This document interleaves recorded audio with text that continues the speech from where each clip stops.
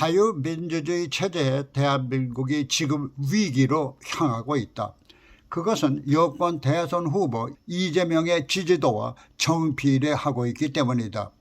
한국 문제를 분석하고 있는 한 미국 정보당국은 이재명의 당선이 문재인 대통령보다 자유민주주의 대한민국에 더 위험한 존재로 보고 있는 것으로 알려졌다.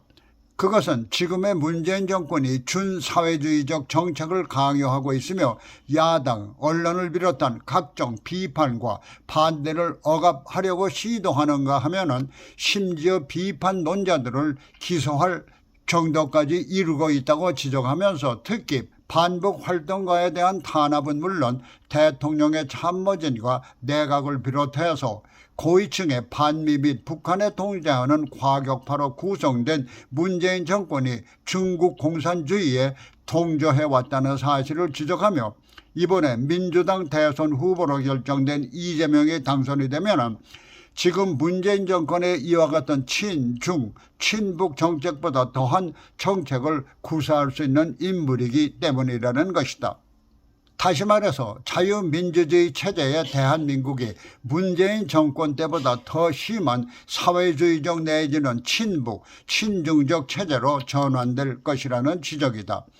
이와 같은 지적은 얼마 전 국제정치학자이면서 정치권에도 관련을 맺었던 노태우 대통령 시절 국무총리인 노재봉 씨가 조선일보와의 인터뷰에서 오는 3월 대통령 선거를 대한민국의 존재 이유가 유지될 것인지 아니면 소멸될 것인지 결정짓는 분수령이 될 것이라면서 문재인 정권을 계승하는 측이 승리를 한다면 대한민국의 존재가 사라질 가능성이 매우 높지만 그 반대라면 일단은 막을 수 있다고 예견했다. 이와 같은 예견은 미국의 정보 당국과의 분석과 맥을 같이 하는 것이다.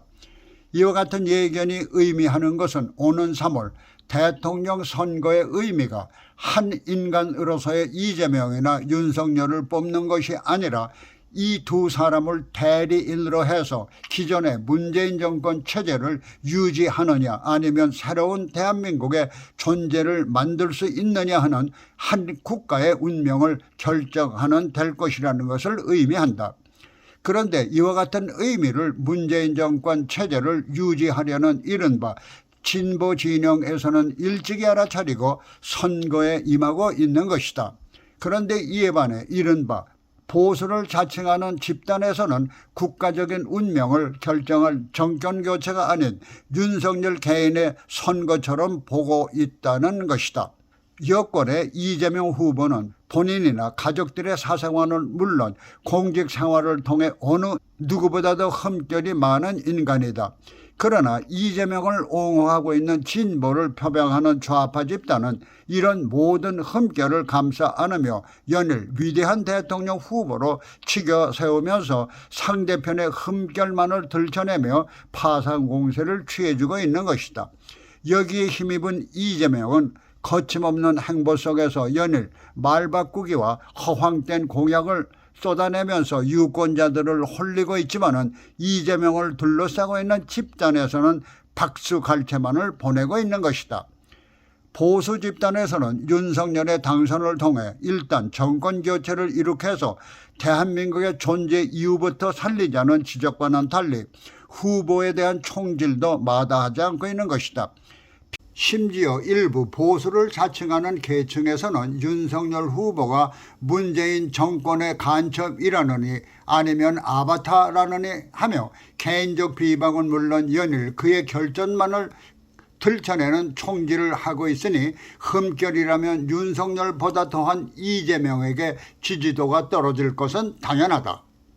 특히 가족의 사소한 결점이나 지난날 공직생활 중의 과오까지 들춰내 이를 확대 해석하며 계속 총질을 해댄다면 지지율은 낙선을 향해 더 떨어질 것이 분명하다. 만일 정권 교체라는 대의를 이룩하려면 일단은 감싸 안고 목적을 달성할 때까지 가야 할 것이다.